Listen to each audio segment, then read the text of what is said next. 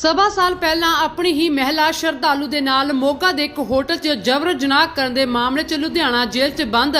ਜਗਰਾਉਂ ਦੀ ਅਖਾੜਾ ਨਹਿਰ ਦੇ ਗੁਰਦੁਆਰਾ ਚਰਨ ਘਾਟ ਦੇ ਮੁਖੀ ਬਾਬਾ ਬਲਵਿੰਦਰ ਸਿੰਘ ਨੂੰ ਮੋਗਾ ਅਦਾਲਤ ਨੇ 10 ਸਾਲ ਦੀ ਸਜ਼ਾ ਸੁਣਾਈ ਹੈ। ਇੱਥੇ ਦੱਸਣਯੋਗ ਹੈ ਕਿ ਸਾਲ 2024 ਦੇ ਸਤੰਬਰ ਮਹੀਨੇ ਦੇ ਵਿੱਚ ਅਮਰਤਪਾਲ ਸਿੰਘ ਮਹਿਰੂ ਨੇ ਗੁਰਦੁਆਰਾ ਚਰਨ ਘਾਟ ਦੇ ਬਾਬਾ ਬਲਵਿੰਦਰ ਸਿੰਘ ਵੱਲੋਂ ਗੁਰਦੁਆਰਾ ਸਾਹਿਬ 'ਚ ਔਰਤਾਂ ਦੇ ਸਰੀਰਕ ਸ਼ੋਸ਼ਣ ਦਾ ਖੁਲਾਸਾ ਕੀਤਾ ਸੀ, ਜਿਸ ਤੋਂ ਬਾਅਦ ਹੁਣ ਇਸ ਦੇ ਉੱਤੇ ਅਦਾਲਤ ਨੇ ਸਜ਼ਾ ਸੁਣਾਉਂਦੇ ਹੋਏ 10 ਸਾਲ ਦਾ ਐਲਾਨ ਕਰ ਦਿੱਤਾ ਗਿਆ ਤੇ ਇਸੇ ਦੌਰਾਨ ਉਸ ਨੂੰ ਜਿਹੜਾ ਕਿ जुर्माने का भी ऐलान किया गया। ये एक लड़की जो जगराउं की डिस्ट्रिक्ट लुधियाना की रहने वाली थी, उसने अपना बयान पुलिस के पास दर्ज करवाया था। उस बयान के मुताबिक उस लड़की को जो बाबा बलजिंदर सिंह था उसको थ्रेट में अपने पास बुलाता था, क्योंकि उस लड़की की फैमिली और उस लड़की का जो विश्वास था कि ये एक गुरु है, स्पिरिचुअल गुरु है और जो हमारी कोई प्रॉब्लम्स होगी ये उनको दूर कर देगा। इसकी लड़की की फैमिली वहाँ जाती थी। फिर इसके ब्रदर की कोई प्रॉब्लम आई जिसकी वजह से ये लड़की बाबा जी के पास गई कि मेरे ब्रदर की कोई प्रॉब्लम है, तो आप बाबा जी इस पर हम पर कृपा करो। लेकिन ये बाबा बलजिंदर सिंह ने उस लड़की के विश्वास को तोड़ा और उसको अपने अनड्यू इन्फ्लुएंस में लिया और उसको बोला कि तुम्हारे भाई को अगर ठीक करना है तो किसी जगह पर मेरे साथ जाना पड़ेगा, वहाँ पर जाकर हम पाठ पूजा करेंगे जिससे तुम्हारा भाई ठीक हो जाएगा। ये उसी लड़की विश्वास से के साथ उसके साथ चली गई और वहाँ ये जो बाबा बलजिंदर सिंह एक्यूज्ड है उसको एक होटल में लेके गया।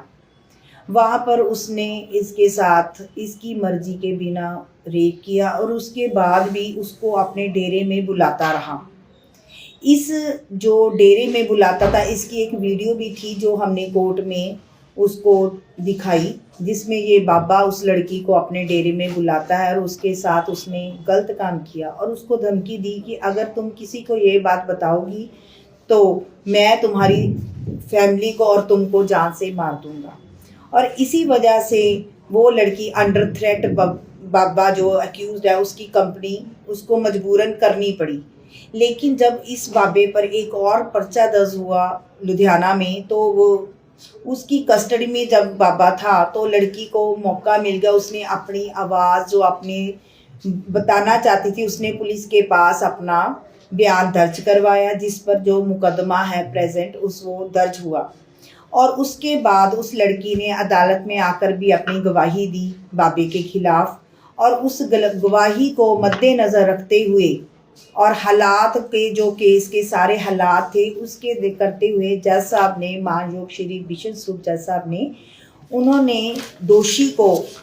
376 IPC की धारा में 50,000 रुपये जुर्माना और 10 साल की सज़ा सुनाई और धारा 506 IPC में 2 साल की सज़ा और 5,000 रुपये जुर्माना की सज़ा सुनाई है।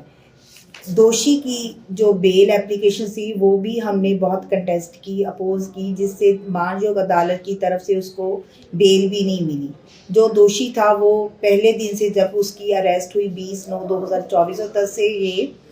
कस्टडी में ही था। अब मानयोग अदालत ने भी एक जो जुर्म है उसको दोषी को सज़ा दे के ये एक इंसाफ लड़की को दिलाया कि जो बाबे इस तरह स्पिरिचुअल होकर लड़कियों के साथ गलत काम करते हैं